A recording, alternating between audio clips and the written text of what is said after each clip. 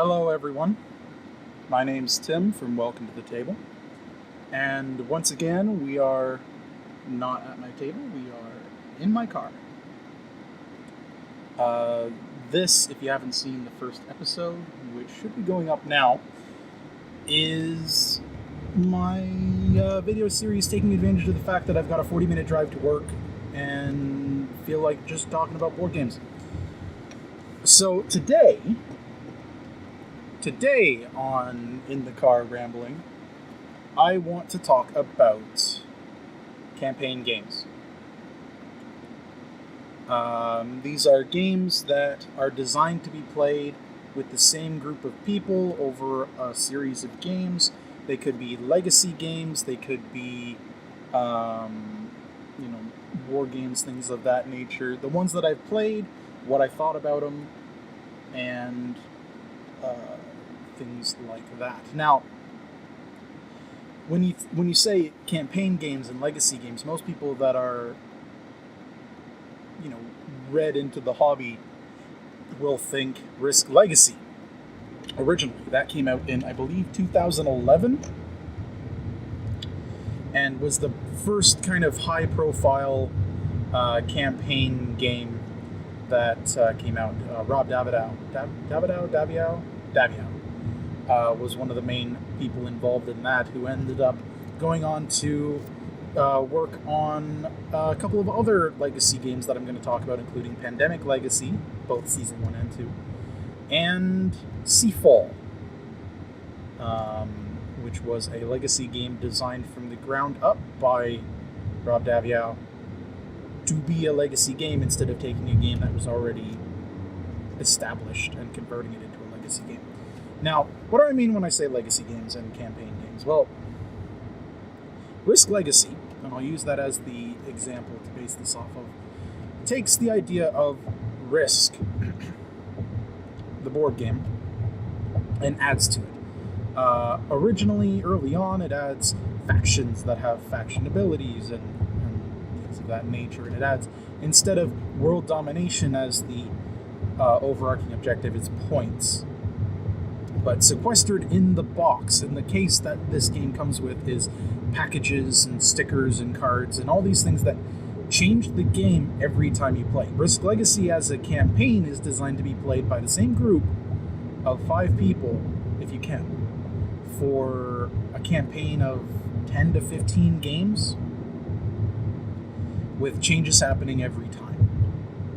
And you're expected to self-balance the game as you play, and new twists and turns happen all the time. You unlock new things, new events, just making sure the camera's actually recording, because that would suck to go through this whole drive and have it not have recorded any of it. So ostensibly, the premise of the game is you're going to be adding things like cities to the board, which are worth more when you're dealing with reinforcements. You can name continents, which are worth more for you if you control that continent. You can modify the factions in the game with new abilities and scars and things like that. New abilities, good and bad, actually, in some cases. And the world drastically changes as you play it in response to the things you do. Most of the legacy mechanics have a system where it's, if this happens, open this package. If this happens, open this package. And they drastically change the game. Don't want to spoil any of it in case some of you are interested in playing it. If you enjoy Risk and you're able to get Risk out to the table a lot, I would, with the same group, I would suggest you buy Risk Legacy. It was a really cool experience, if nothing else. If you're like me and you don't enjoy Risk that much, but I'd still recommend you at least try it. If you and your group can pool together so that one person isn't shelling out the however much it is, I'd recommend you at least try it. It was a very cool, very interesting experiment. The biggest problem I had with it is at the end of the day, it is still Risk. It has the mechanics of Risk. It has the failings of Risk, where so much of Risk is random chance, is dice. Just adjusting the camera a little bit.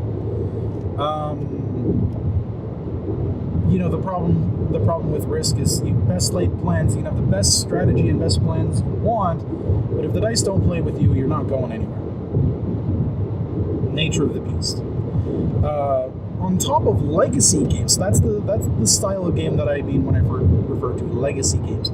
You also have games that are just campaigns.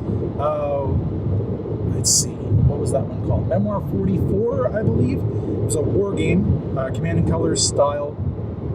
Very straightforward war game. Actually had an expansion you could buy that was a campaign book that saw you and your opponent playing a series of scenarios that linked together in ways to just play through a campaign. From what I haven't played it, but from what I understand, there were persistent elements that made it feel like you were actually playing through a scenario, like every scenario mattered. And then you've got games like Descent. I was going to say specifically second edition, though this did start with first edition. Descent is a dungeon crawling game of heroes and a bad guy. So it's a one versus all game where one person takes on the role of the Overlord and controls all of the monsters in a dungeon. Everyone else takes on the roles of various heroes, working their way through the dungeons to fight the big boss at the end and get loot. Descent First Edition took that concept and the individual dungeons that you explored when you played, because normally you would just set up a scenario, set up your characters and play, and that's it.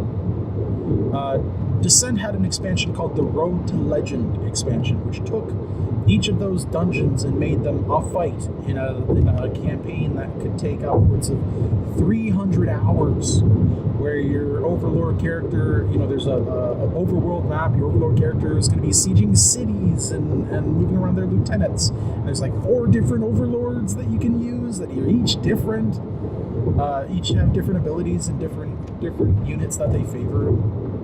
It was ridiculous. It was the kind of thing that only kids in school would even be able to do in person, at least. Now with Skype and with things like Virtual Tabletop Simulator, you might have a better chance of actually playing through some of these if you can get people crazy enough to want to play through a 300-hour campaign. It's nuts. And what Fantasy Flight Games did is they took that concept into second edition. And instead of making a 300-hour campaign out of a game that was originally designed for instanced scenarios, they designed the game from the ground up in second edition to be played through as a campaign. It was a lot more thematic, a lot more story, and a lot more character building with the stuff going on kind of outside of your characters. Were the most boring characters. Your characters were just there while things were happening. But the lieutenants and the main bad guy and all that kind of stuff kind of develops as you play through the campaign. And this campaign, instead of being 300 plus hours, was designed to be 40 to 60. It was still, it's still a long game.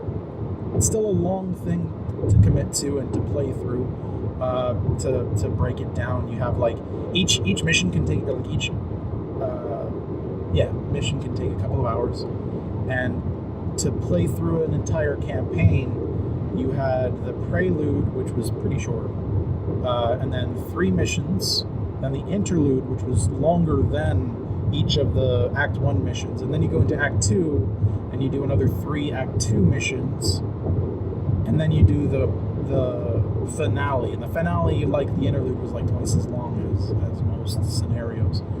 And depending on how things go during these missions, whoever wins the previous mission gets to pick the next one, and there's rewards at the end, and levels, and experience, and gold.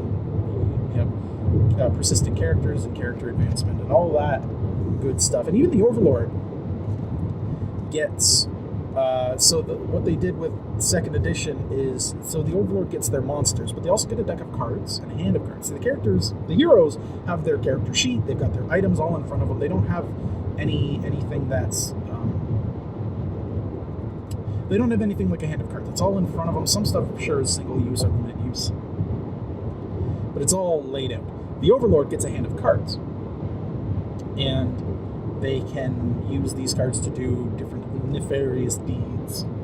But they can actually, you pick an archetype of Overlord, and you can actually, you get experience as well as you play through scenarios, and it lets you buy better cards to add to your deck that could do worse things. Like when we played through a campaign of this, I played an Overlord that was trap based mostly, and one of the highest level cards I could have got was a trap that when a character searches, I can play this card to just turn them into a monkey for however long they have to succeed a check to resist it, and they're just a monkey. They're really weak. They can't really do anything.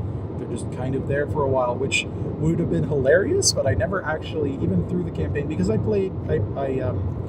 used some experience to get other stuff, some of the general cards that I liked the look of. I never actually got to the highest tier of that, but even the Overlord player gets to have some development in their repertoire.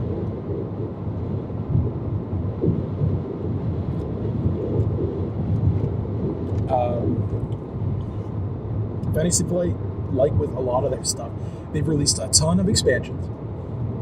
But with second edition, each expansion also came with another campaign. So they took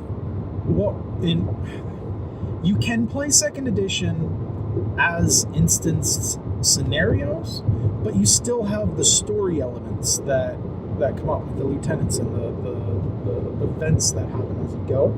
So it felt like with second edition, it was designed from the ground up to be a campaign game. You weren't really meant to play it as single missions, though you could. And this was something that we played in university. We'd meet up on the weekends and play a couple scenarios of Descent, and over the course of a few months, we managed to get through the campaign.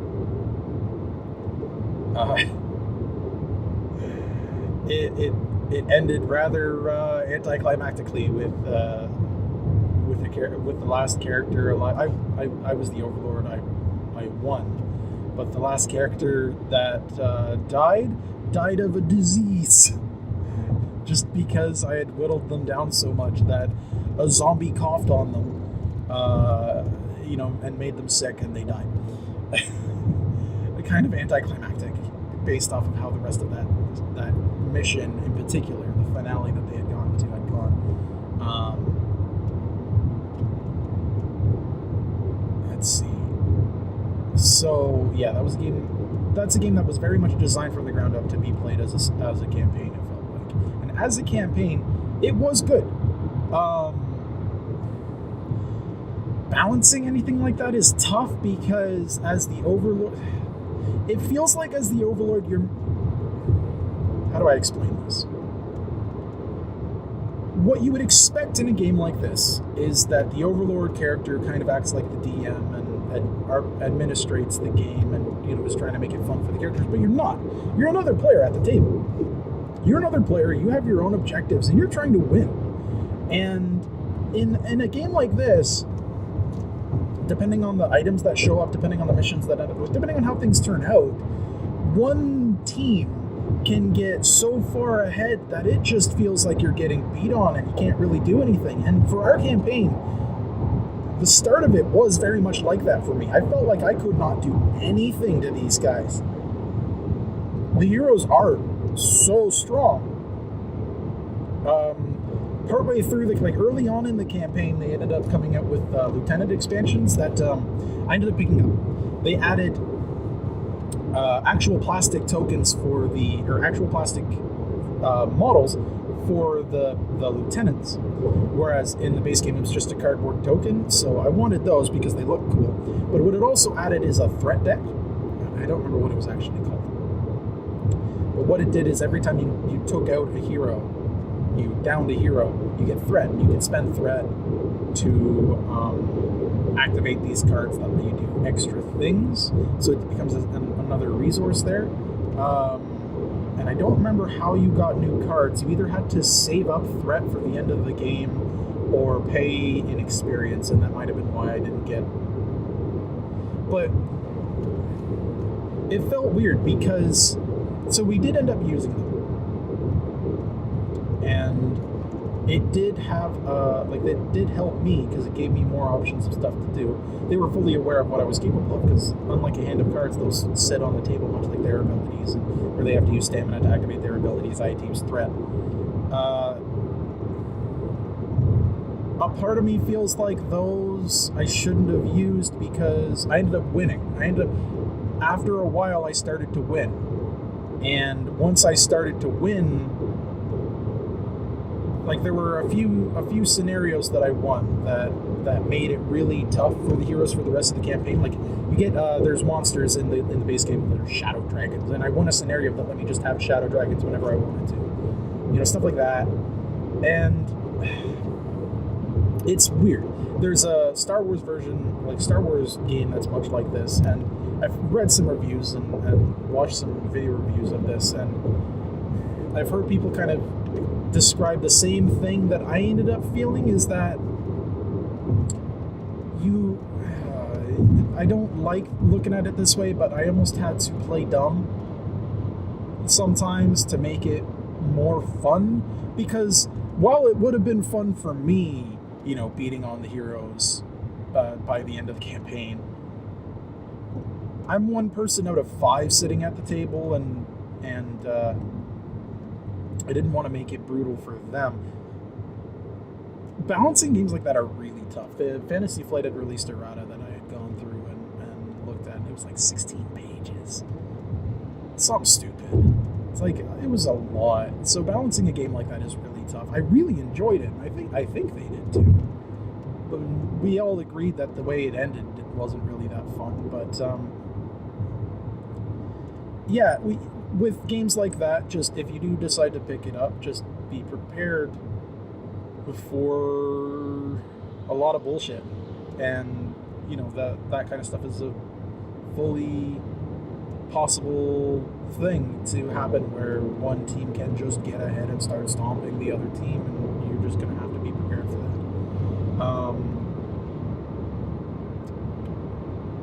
But that is, make no mistake, it was a lot of fun. Its setup is tedious, as it always is with games like that. However, there's something Fantasy Flight has come out with recently that was quite cool. They released an app where you can get it on Steam. It's I think it's like 2nd edition Road to Legend. I don't remember exactly what it's called, but it lets you play Descent fully co-op, which was another very cool way of playing it. We haven't played a campaign like this yet. It has a number of campaigns, some of which require specific content from the expansions, but you punch into the app what content you have, and it'll randomly generate like side missions and stuff for you to do based off of the content that you own.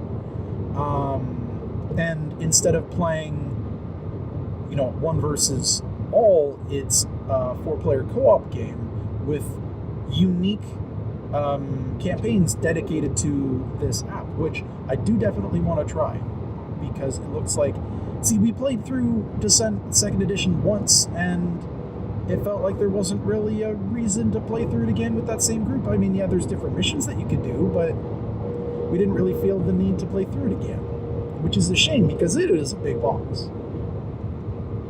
It's not cheap, and you like to get a lot of... But, I mean, if you look at the value of it, we did get a 60-some-odd hour campaign out of 5 people out of 1 box, and that was... value is a hard thing to ascribe.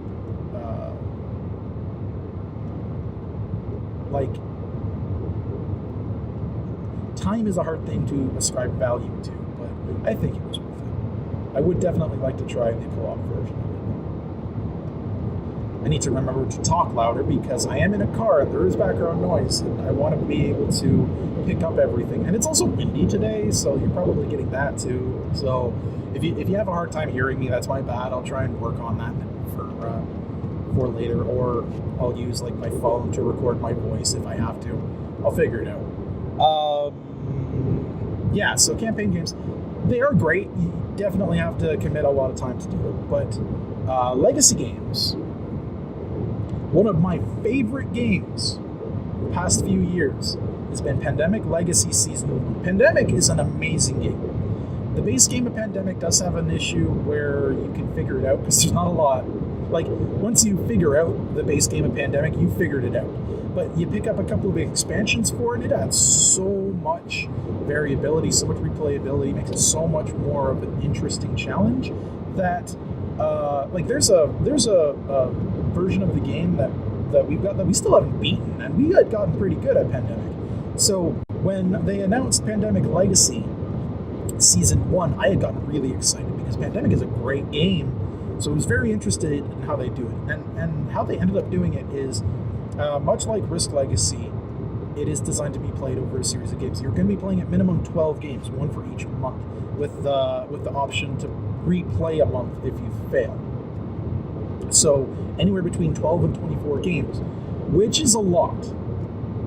Now, it's not as bad as Risk Legacy would be, or as Descent, because each game can take an hour, maybe depending on what you're trying to do.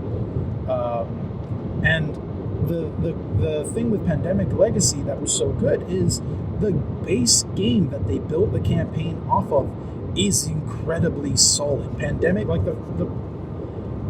you've heard me talk about legacy games and how the game changes. The first game of Legacy starts out, you are just playing Pandemic, and it is great. And then things start happening, and things start changing, and it stays great. And the storytelling was so well done, because Risk Legacy takes place in a world that's like a kind of weird future. Pandemic is modern day, and it's places that you recognize, and places that you can imagine if an outbreak of disease happens. Sorry, if you don't know what Pandemic is a co-op game where you all play members of the CDC and working together to fight the spread of 4 diseases across the world. A lot of ways to lose. Sorry about that. A lot of ways to lose. One way to win. Cure all 4.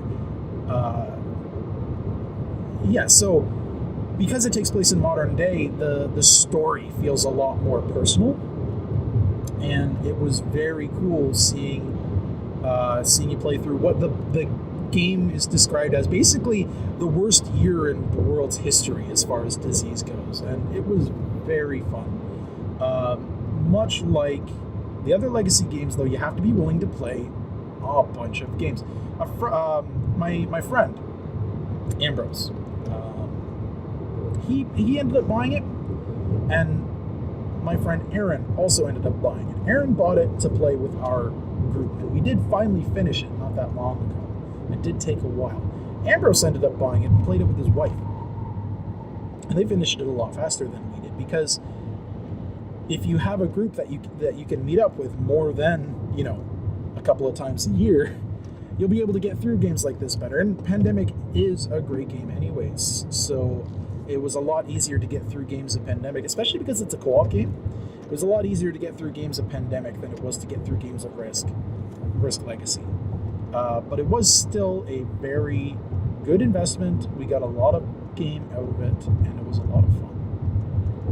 I ended up playing a separate campaign with Ambrose over Virtual Tabletop Sim, and there was a really well done mod there that I had found that was a ton of fun to just play through when we had some spare time on the weekends using Skype, because it is a very cool game, and I would like to pick one up for myself and play it with family, just to give them that experience too, because it was really well made.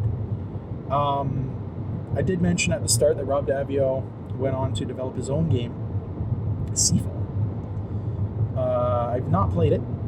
I've seen enough about it, though, to know that it's not something I'm interested in. There are a few other Legacy games. Charterstone is one that just came out recently. think if there's any more. There's some card. Oh, there was a podcast I was listening to that talked about these. I don't remember what they're called, but they are kind of legacy games. They're card games. And the developer likes to use green on all his box art, and I think they all start with P. It's something weird like that. Like, all the games start with the same letter.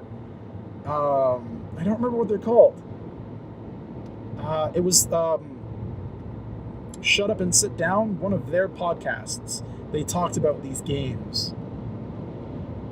So if you go through their podcast list, maybe you'll find something about it. But those are also kind of legacy games, which was a really weird idea, and I'm interested in picking them up and trying them. But we've got a lot of games that we just haven't even really played yet to even consider legacy games, like starting a new one right now. Add to that, we're trying to get another game in of Twilight Imperium. Stay tuned for that on the channel. The next Twilight Imperium game, I'm going to try and record the entire thing. It's gonna be interesting. I haven't tried to do anything that scope before. I mean, I need a lot of memory cards. Anyway, sorry, sidetracked. Seafall. Seafall is a more Euro-style game, victory points and resource management, and like a 4X style game, kind of. If you've ever heard that phrase before, it's 4X games are it's explore, expand, exploit, and exterminate, I think. And Seafall does kind of seem a lot like that. It is a heavy game, but so what I've heard is the legacy mechanics are incredibly well done, very well implemented. The story is evocative and interesting as you progress through the campaign. The problem is, because it was a game designed as a legacy game from the ground up, the game as a whole doesn't. It's Risk and Pandemic as legacy games. They are feature complete games from the start. Right? Everything you can do, like the main gimmick, the main mechanics, you know how to do right from the get-go, right from game one. And then they build off of it. And that's what makes them so interesting, is it takes the known formula and twists it, contorts it, and does weird things with it. Seafall, because it was designed as a legacy game from the ground up, it has this problem where mechanics, you don't, until you're a few games in, the whole game isn't, like, you're not even really playing a complete game. Like, there's ways of getting points that, it is a competitive game, and there's ways of getting victory points that are glory, I think, that don't show up right away. They show up in the second, third, fourth game, and, it isn't until then that the game actually starts feeling like, all right, this is now a feature complete game, now we're expanding on it. Again, I haven't played it, but I've seen enough of it to, like, that's been my impression of it. And it's fine if your group likes that kind of thing. Like, if your group is interested in the game, it's supposed to be still very good. But it's hard to get my group to commit to that kind of a campaign game with the knowledge that we may not even like the base game. And then you're saying, all right, well, we got to play a big campaign of this. I'd rather just play a bunch of smaller games, or some big games like Twilight Imperium, or whatever, rather than trying to get through a campaign of something like that. It's tough. Again, if you have a dedicated group that is willing to try it, and maybe between the group of you all put up some cash to pay for it, so it's not all on the one person. I'm sure it is worth a try. And now I want to talk about Pandemic Legacy Season 2. What do I say about this? I've started a campaign on Tabletop Sim with my friend. We're a few games in. Aaron, our other friend, did buy a box to play through a campaign with our group, much like Season 1. And there was something that I realized immediately upon starting to play Season 2. And Season 2 had the same kind of problem to Seafall. A similar problem, a similar idea. And the problem that I had was it didn't feel... Well, actually, no, it did. No, I'm completely lying right now. Season 1 had this thing where you had characters. You played as different characters that had different powers, and you develop a story as you play, but the abilities are known, and the abilities are all powerful. That is something that Pandemic does really well, is everybody gets their moment to be, like, the superhero. Like, each character has something special that only they can do that's very powerful and very important, and everyone gets to have their moment. Season 2, all the characters, you pick the powers. They're like blank slates. You pick what they look like, you pick their names, you pick their powers, but none of the powers are all that interesting. I mean, you develop them as you go. You know, much like other stuff in the other Legacy games, you do develop the characters as you play, but it felt like there wasn't that much difference between the characters.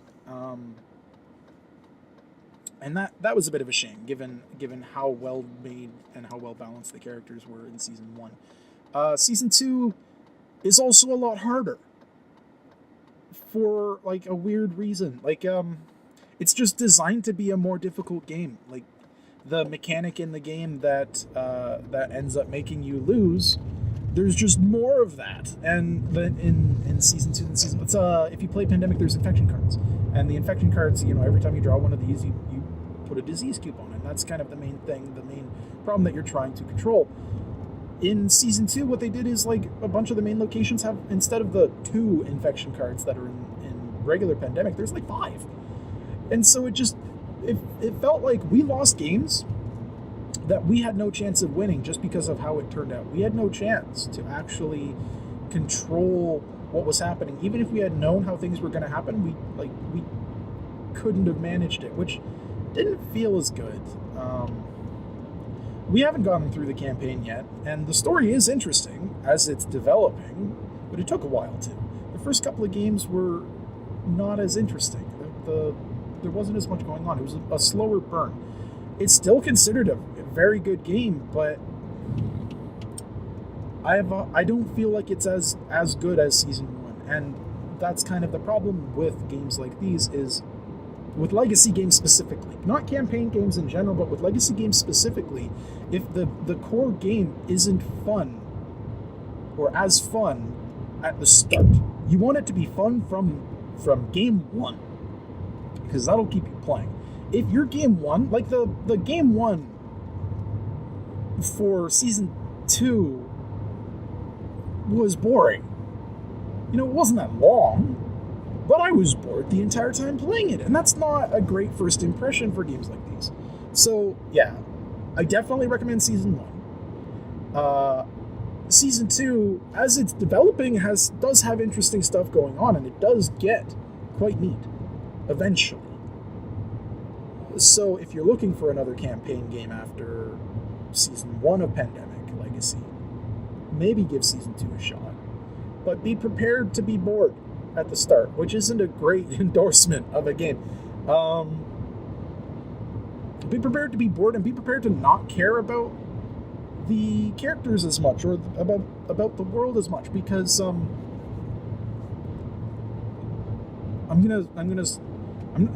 it's not really a spoil. I'm gonna spoil the setting. I'm gonna spoil the setting that if you've read the rulebook to Season 2, you're gonna know. But if you've gone into Season 2 and you don't want to know anything, skip ahead like 2 minutes. I'm gonna spoil the setting. 3, 2, 1. Okay. So the setting is like, it's a post-apocalyptic world after Season 1, but it's like Day After Tomorrow-esque,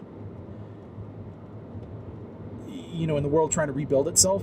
But because of that, it doesn't carry the same weight as it being modern day. You don't feel as personal of, that is England, that is London, England, this is all happening to, that is, or that is, you know, I don't remember all the locations. That's Chicago or that's whatever. Montreal. I know that location. It's personal to me. It's close to home. I don't want to have that happen.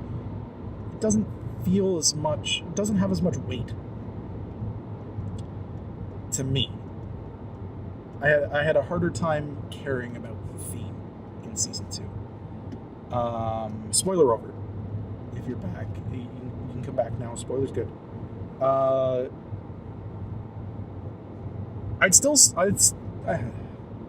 have a hard time recommending it because it's an expensive game. If you liked season 1, there's no guarantee you'll like season 2 because I said it's not. Season 2 isn't okay. I've waffled about the subject. Season 2 isn't Pandemic anymore. It's got similar mechanics to Pandemic, but the base game is not Pandemic. It's different. It's a different mechanic, different strategy, different things you're doing, and because of that, it wasn't as interesting to me. So yeah, like I said when I started this, I just rambled about like topics, bounced back and forth between things for a while, but that's kind of my thoughts on campaign games and legacy games. Campaign games in general, if you can get a group that's willing to play through it, awesome. It's going to take a while. They always do. But they can be a lot of fun. Legacy games have had some of the most interesting twists and turns in gameplay that I've ever played. And they are also a lot of fun. Find one that you like, play it. I would definitely recommend Pandemic Legacy Season 1. If you're a fan of Pandemic, you will like Legacy. If you're the nice thing about that compared to the other Legacy games that exist is it's a co-op game. Which means you're not like with Risk. I can't speak for Seafall, but with Risk Legacy, if you get behind or someone messes with you with scars or with just penalties changing the thing against you, you can get so far behind that you're just out of the game. Like you can't compete.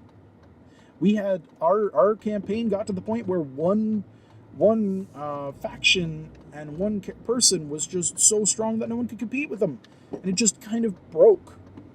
So be prepared for that. Be prepared. You got to be prepared to self-balance in games like that because they're not designed to be perfectly balanced. They're designed to evolve as you play. But still, like I said, Pandemic Legacy Season 1, awesome. Pick it up. Descent, 2nd edition, great. If you can get the group together, play it. If you want to try the co-op, try that too. It sounds pretty good. I haven't actually gotten a chance to play it yet, but I want to. And,